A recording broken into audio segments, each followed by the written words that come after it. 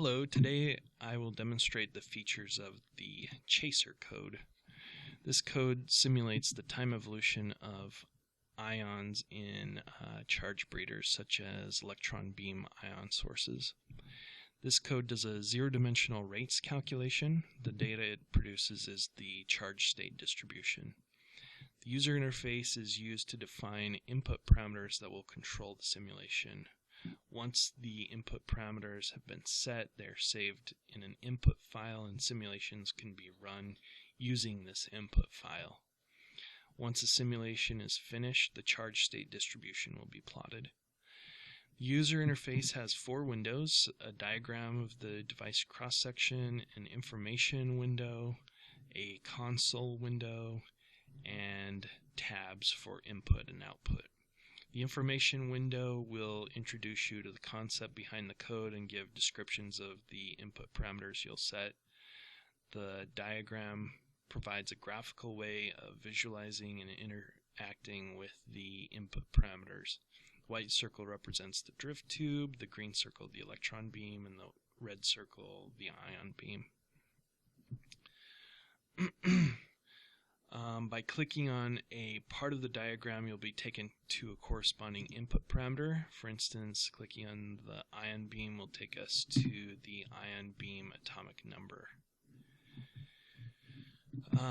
There are 2 tabs of input parameters. By clicking on a tab, a description of the parameters it contains will appear in the information window. Clicking a parameter's label will cause a description of that parameter to be displayed in the information window. Here, the physics tab contains flags that control which atomic processes and physics will be included in the simulation. In the species tab, the control parameters related to the background gas, electron beam, and ion beam appear. So the input parameters can be saved to an input file clicking this button.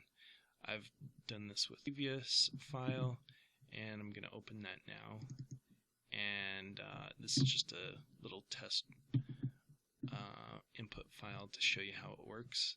Once you've saved the input file, you can run the simulation, and it produces the plots of the charge state distribution. As I said, it's very fast. And on the left, you'll see the final charge state distribution. On the right, you'll see a time history of the charge state distribution. And we've provided a little time slider so you can adjust what is shown in the left plot to a specific time. And if you want to, you can see a little animation. It'll just scroll through all the times for you, and it'll show you how the charge state distribution evolves over time. To get a little bit of control over what you see in the view of these plots, you can click the zoom or drag buttons. So I'll just do that for example here. I've zoomed in. If I want to reposition the view, I can drag it around. If these things are turned off and I click and drag on the plot, a calculation of the slope will appear in the plot. It's not very useful in this plot, but in this plot you can get kind of a idea of the rates at which things are changing. And if you don't like the view that you've selected, you can always reset it to the initial view by clicking on this reset button. Now, whatever view you currently have of the plots, when you click the Save button, it's going to save that view into a figure. And the formats that we've made available are PDF, SVG, EPS, PS, JPEG, PNG. Just there's a lot of different formats that you can save to. So you can save that, and that's it. I think that does it for this introduction, and thanks for watching.